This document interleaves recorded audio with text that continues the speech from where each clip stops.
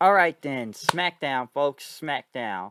Hello, everybody, and welcome to my Friday night Smackdown review. Hope everybody out there is having I guess to say a happy 4th of July weekend and whatnot. So stay safe out there and everything. Honestly, I just call it blow shit up day, if you ask me.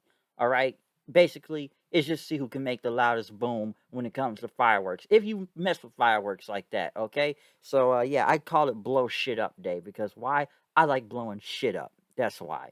So it's officially called Blow Shit Up Day. But yeah, SmackDown out tonight. We saw Edge come out. Give me a second here. I'm having some teeth problems right now. I gotta go to the dentist tomorrow anyway, so I'm gonna probably have a little problems talking throughout this show. But Edge came out. Um, Basically, WrestleMania was supposed to be like the culmination of his 10-year story. How he was gonna win the Universal title after he, had to was forced to give up the World Heavyweight Championship over 10 years ago, and it would have made a hell of a story to have this, 10-year odyssey and whatnot. And he envisioned it so much, but it didn't happen. And Ed said, he watched the match. He normally doesn't go back and watch match. He just kind of thinks over in his head. But he talked about Daniel Bryan breaking up his crossface he had on Reigns, breaking up the pin, and Jay Uso getting involved in the match that led to it. And he was justified for all these things. 2006 Edge would have complained all these things, but this version of Edge right now, he has to understand that there will always be excuses and obstacles. And, he spent his entire career knocking down obstacles, or he wouldn't be standing here right now. He says, I don't stop. Okay? And Ed says he know he can beat Reigns, and Reigns knows it too. This is one-on-one this time. And, Reigns not going to admit it, but he has to prove. Show him back at WrestleMania when Edge put him in the crossface with, like, the piece of the chair and metal part and whatnot like this over Roman's face, and you can see the eyes of Roman just panicking and whatnot, and looking at Edge's eyes also. It says, Reigns knows deep down that he has his number, and he says it's inevitable. And it's just a matter of when he will become the Universal Champion. So, good promo by Edge to kick off the show. Kind of mention what happened back at WrestleMania, which honestly, yes, it was supposed to be one-on-one at WrestleMania until they did get Daniel Bryan, and that was his worst fear of Daniel Bryan getting involved, costing him the match. Even though it ended up in a double pin and whatnot, he still lost the match. And like I said, just a double pin and whatnot. Paul Heyman was in the back watching as Jimmy Uso said, "What we gonna do, OG? All right, man. I got Roman's back tonight. He gonna have my back and everything. I'm gonna go down. We gonna put Edge down, and we gonna put that family flag out there in the middle of his heart." Which Heyman throughout tonight is just doing this. He's not saying anything, but he's just watching Jimmy Uso talk all the time. Rick Boogs came out to introduce King Say Nakamura. I think I said that right, but yes, King Shay Nakamura as Nakamura and Big E. I still love the entrance with the guitar. Went against Baron Corbin, which they were even about to say because they had this music come out and they were about to introduce King. I was like, oh, sorry. Baron Corbin and whatnot, and Apollo Crews. Corbin, who looks all disheveled and depressed and everything, even look like he's growing his hair out because he looks like he hasn't shaved in a while. He just looks dead inside, and even say he spent over hundreds of thousands of dollars in investments. And then the next thing you know, they show his car being towed, and Big E got the big ending for the win and whatnot. But yeah, Corbin right now, a man down on his luck, very down on his luck right now. So at least he's not a king anymore, but he is Baron Corbin again. Okay, folks, Baron Corbin. Bailey came out talking about Bianca Belair. It was a fluke win. I know I pinned her in the tag match last week.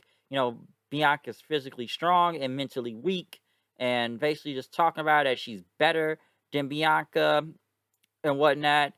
And basically, Bianca came out then, saying, I'm tired of you. Every time I beat you, you keep coming back. So I need to embarrass you, all right? To a point of no return. And if the officials will allow it, though, basically, I'm going to put my title on the line in an I Quit match. Bailey just kept laughing. And, basically, I never quit anything in my entire life, okay? Because, I probably quit SmackDown or even the WWE or even from competing. And, if Bianca made me quit and whatnot. But Bailey said that Bianca has no chance of winning this match. Yeah, all right, so it'll be an I Quit match. And Bianca started laughing in. It's so funny that, I'm excited to hear you say those words, I quit. Because honestly, I don't know where they were going to keep going with this whole Bianca and Bailey thing. So Now it's going to be an I Quit match. I'm assuming at Money in the Bank. So we'll see what happens with that then. Jimmy Uso talking to Reigns again. Not Reigns, but Heyman again, thinking Reigns going to be here and everything. Heyman's just kind of watching on. Kevin Owens winning against Sami Zayn. Best match of the night, especially for a last man standing match on SmackDown to get into Money in the Bank. These guys beat the living hell out of each other. I will say one thing, as my regular co-host will say, Charles Robinson, the man does not age, okay? He's looked the same since WCW. Lil Nate out there, folks. Lil Nate. But, man, Owens and Zayn beat the hell out of each other. There's one thing to say about these two. They always put on great matches with each other, okay?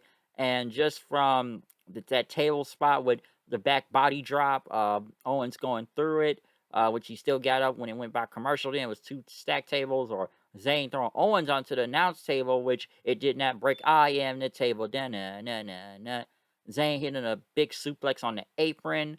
Owens still desperately getting back up. Sammy hitting him with like several haluva kicks in, and after the second one, and whatnot, he says it's done. All right, he hit a third one, but Owens rolled out of the ring as it was getting to 9.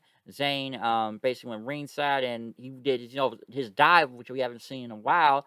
But Owens ended up hitting him with a super kick. He got him in the ring, hit the pop-up power bomb. He then gave Sammy a stunner. Sammy rolled to the floor. Owens power bombed him through the announce table. Power bombed him through on the a table by ringside and whatnot. Then power bombed him on the ring apron and left him on the ground until Sammy could not get up. So yeah, these guys beat the hell out of each other. Obviously, the best match of the night on the show. It was fun to watch. I will say that too. So yeah, Owens and Zayn, good shit right there. I will say that, really good shit. So yeah, they beat the hell out of each other. Now some are still thinking, is Kevin Owens reportedly supposed to be on vacation, or he's supposed to be out for a while. But obviously, I guess that's not happening right now since he's in Money in the Bank. So we'll see what goes on with that. Edge was in the back, I guess, talking about Jimmy Uso and Reigns, saying, it could be a trap, but he didn't care because he's going to go ahead and go out there and do it anyways. Signing the Bill came out, since SmackDown's the only place where you can, get in Money in the Bank without competing just for the women's side. Raw had to compete. Her next pick, she was going to announce. I know we saw Rick Boogs making fun of Corbin, making jokes, calling, King me, King this, King that. And Corbin looked at him like, screw you, man, and just walked off. But Sonya Deville announced the next person going into Money in the Bank, which we got the return of Zelena Vega. We have not seen Zelena Vega in many, many months now, since she was fired from this company, after the whole trying to start a union thing. Um, mm. I'm very surprised, but it's been rumored for a while that she was back at the Performance Center. Apparently, she was at the Performance Center today, so it was inevitable. Most likely, she was going to end up back in WWE. I still think it's crazy that they fired her husband, but they end up hiring her back after they fired. Yeah, they fired her and kept her husband, and now they fired her husband, and now they brought her back. But Zelina Vega saying she's the second entrant in the Money in the Bank match, and that she will take the Money in the Bank and will become champion. Liv Morgan came in and saying, why did they get to be in the match? And, without having to qualify, I beat Carmella last week. You need to let me in there. And how about if I beat Vega, I should get a spot in this match. But Vega said, it's not fair that I'm in and whatnot. But, for years, she deserves it to be in there, just given she's one of the most popular people in WWE right now. And Vega said she would run circles around her. Liv Morgan ended up slapping her, and we ended up getting a match. So, yeah, Zelena Vega, though, folks. Zelena Vega, she is back. She is definitely. I'm thinking this now with Vega before I move on. Could Aleister Black be back in this company? Possibly. It's still being rumored he may be going to NXT. I don't know if that's going to happen. I'm not really sure, but we'll see. But, yeah, and here's the crazy thing. Zelena Vega comes back. She takes a L to Liv Morgan, which is kind of crazy. So, yes, we brought this girl back after, I guess it was a little form of punishment, saying, hey, that's what you get for trying to start a union in the WWE. So, yeah, you're going to get pinned since we're bringing you back, okay? But she's still in the Money in the Bank match, so maybe something's going somewhere for Zelena Vega now. But I even had to say, like, oh, shit, they really did bring her back, Vega. So, we will see where this goes. We will see where this is going to go. Seth Rollins still wanted a title shot against Roman, but since he couldn't have it, he has to be in a Money Bank ladder match. And if you can beat Cesaro next week, you're in. Otis and Chad Gable came out to go against Angelo Dawkins. Otis very different now, clean shaven, cut his hair. He looked like a beast out there, a monster. Not a comedy goofball this time, but you know, Otis, they have something going right now with this, something. And they're trying to make him look like a beast because he went out there and killed Angelo Dawkins. So, like I said, this new Otis right now, like I said, clean shaven, haircut and whatnot. Let's see where this goes instead of being the comedy Otis. Jimmy Uso, though, went against, not went against, but Jimmy Uso once again talked to Paul Heyman again about, you know, where Roman's at. And, you know, Reigns need to know everything Edge was saying. Heyman said the tribal chief operates on his own time, okay? He does this for his family and whatnot. And, you know, main event Jimmy Uso, that's what we need to see right now. So Jimmy Uso came out. He called out Edge. Edge saying, you know, this could be a trick. Except this wasn't a trick. All right? So it could be a trap also. But I didn't have to set a trap. I set a trap for you. Edge and Jimmy Uso started brawling with each other. Jimmy Uso started looking around like, where you at, Roman? Where you at, Roman? He never showed up. And then both guys started brawling with each other then.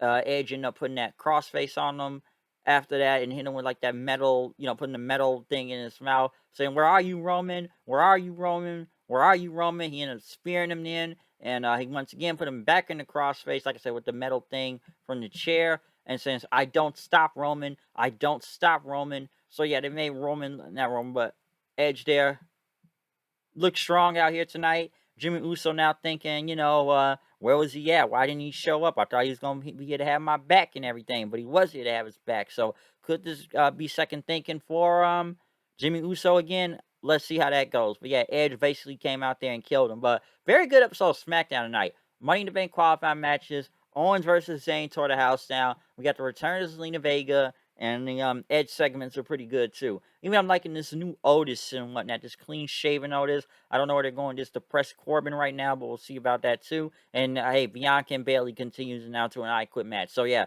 SmackDown, not a bad show tonight, folks. Not a bad show. But other than that, I'm out of here. See you guys later. Peace.